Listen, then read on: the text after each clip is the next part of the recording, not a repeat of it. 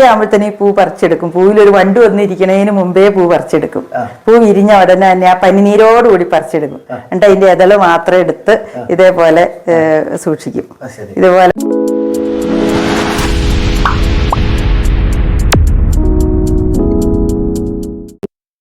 വന്നപ്പോഴത്തേക്ക് തുമ്പ ശ്രീമതി സലോമി സാജു ഒരുപാട് വൈൻ ഇനങ്ങൾ, അതോടൊപ്പം തന്നെ പഴം ഉണങ്ങിയത്, ഇതിന്റെ മരുന്ന് ഇത് ചക്കപ്പഴമാണ്. ചക്കപ്പഴം കൊണ്ട് തെര തേക്കുക പറയുന്നത്.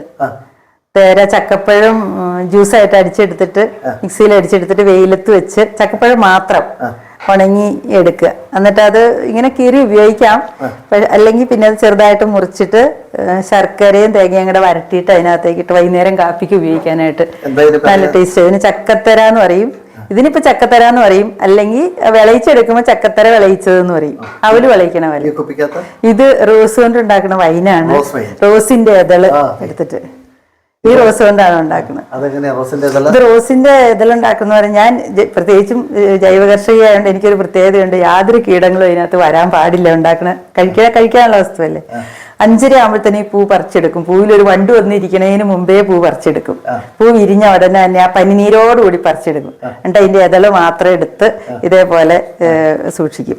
ഇതുപോലെ വെച്ചിട്ട് ഒരു നേരം പൂ ഇട്ട് കഴിഞ്ഞാല് ഒരു 100 ഗ്രാം പഞ്ചസാര ഇടും.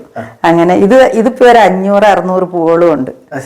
അത്രയും പൂവിന്റെ ഇതള് മാത്രമായത്. ഒരു 21 ദിവസം കഴിയുമ്പോൾ, ഇത് ഫ്രിഡ്ജിൽ തന്നെയാട്ടോ സൂക്ഷിക്കുന്നത്.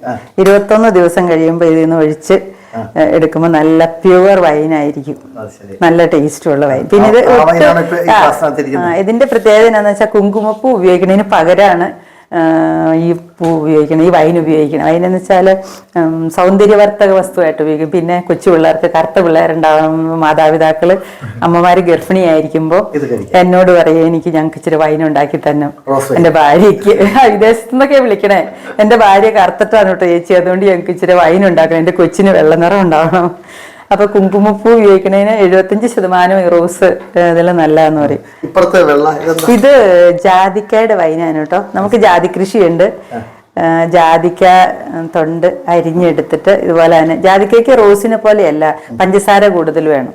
പഞ്ചസാര 1.5 കിലോയോളം പഞ്ചസാര ഇടും. ഇത് ഞാലിപ്പൂവമ്പഴമാണ്. ഞാലിപ്പൂവിന് റോബസ്റ്റ ഒക്കെ ഉണങ്ങാം. ഇതുപോലെ റോബസ്റ്റ സാധാരണക്കാളും നല്ല സ്വീറ്റ് ആയിരിക്കും റോബസ്റ്റ ഉണങ്ങി കഴിഞ്ഞാൽ. ഇത് അരിഞ്ഞ് വെയിലത്ത് വെച്ചാൽ മതി.